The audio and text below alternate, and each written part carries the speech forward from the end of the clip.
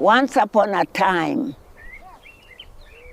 In a quiet, sun-drenched corner of southern Nigeria, nestled between rolling farmlands and a sleepy main road, was a small compound where everyone knew everyone.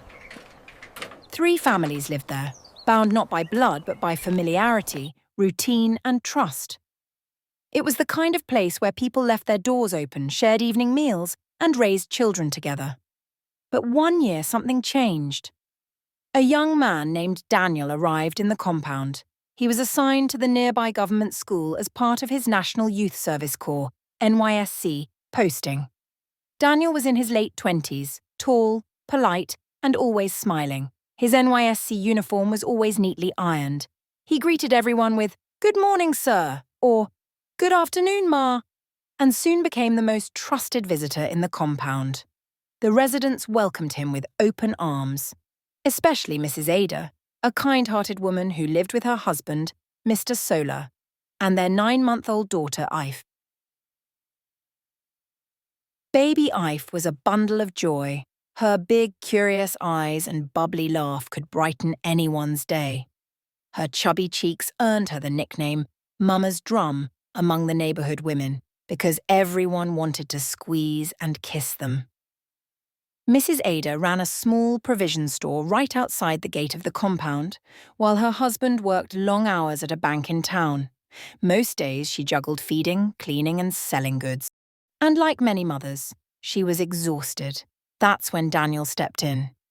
"Let me carry her while you finish serving that customer," he'd say, reaching out with open arms. At first she hesitated, but when she saw how Ife instantly stopped crying in his arms, and how Daniel rocked her gently while humming, she smiled with relief. "You're a lifesaver, Corper Daniel," she said. Daniel became part of their routine. He helped sweep the compound in the mornings. He fetched water for Mama Risi, the elderly woman in the last apartment.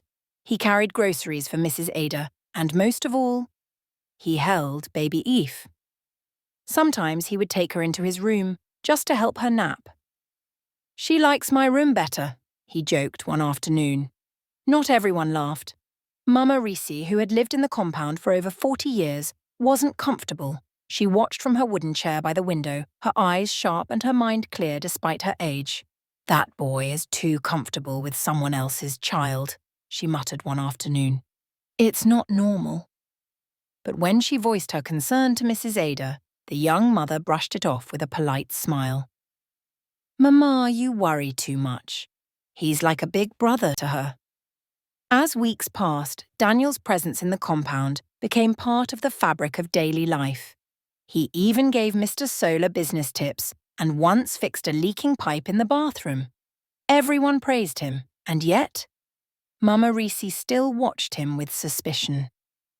One evening, as the sun began to set, and the compound sat in golden silence, she noticed something strange. Daniel came out of his room holding Ife, who had fallen asleep on his shoulder, but his smile felt off. It didn't reach his eyes.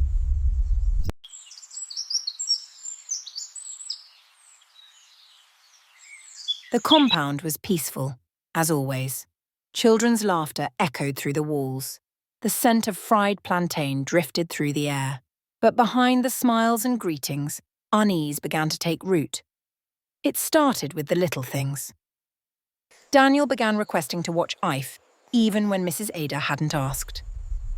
"Just let her stay with me for a while," he said one hot afternoon. "You look tired. You need rest." She hesitated, but again, he was so kind, so dependable. Sometimes Ife would come back from Daniel's room already asleep, her tiny fists clinging to his NYSC shirt. He would gently hand her over with a soft smile. She just needed rocking. And every time Mrs. Ada thanked him like he was family. But not Mama Risi. One evening she stopped Daniel as he passed her window.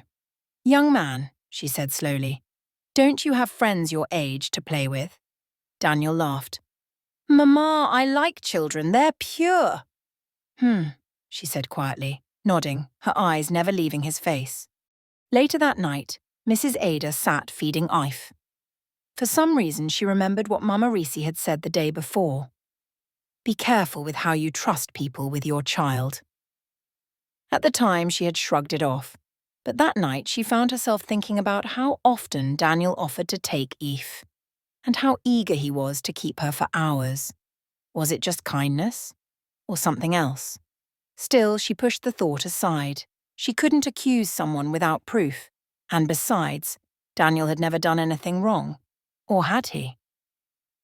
The next day, Daniel returned from school early. Eve was crying, loud, restless cries that pulled at her mother's heart. Daniel offered to take her again, and Mrs. Ada, needing a moment of peace, agreed. She handed him the baby and said, "Only for a little while." Daniel smiled and took Ife into his room. Mama Reese watched silently. 10 minutes passed, then 20, then an hour. Mrs. Ada remained in her shop, distracted by customers, but Mama Reese had had enough. Quietly, carefully, she tiptoed to Daniel's window and peeked through the gap in the curtain. What she saw froze her blood. Daniel wasn't hurting the child, but he wasn't behaving normally either. He was sitting completely still, whispering things to Eve with an unnerving look on his face. His hand rested near her chest, and though he wasn't doing anything obviously wrong, the scene sent chills down Mama Reese's spine. She stumbled back from the window, her chest tight, heart pounding. She knew something was off. This boy. Something is not right, she whispered. That evening, Mama Reese marched to the shop. "Mrs. Ada," she said sternly, "come with me, now." Startled, the young mother followed her toward Daniel's window. "I've been watching. You may think I'm old and paranoid, but there's something wrong with that boy. Just look for yourself." Mrs. Ada, trembling, stepped forward and cautiously peeked in. Inside, she saw Daniel holding Eve. His face was turned away, whispering to the baby again. His voice was soft, strange. She didn't know what he was saying, but it didn't feel right. Without thinking, she pulled away and stormed to his door, knocking firmly. "Daniel!" No answer.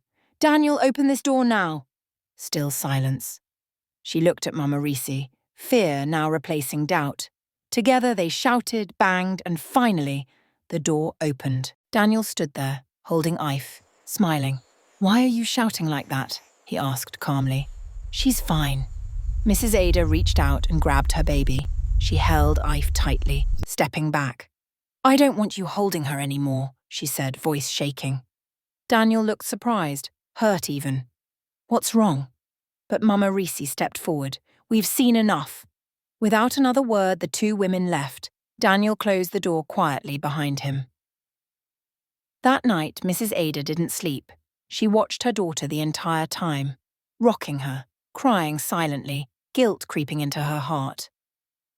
Next morning, the compound felt different. Neighbours noticed tension between Daniel and the family. He no longer greeted cheerfully.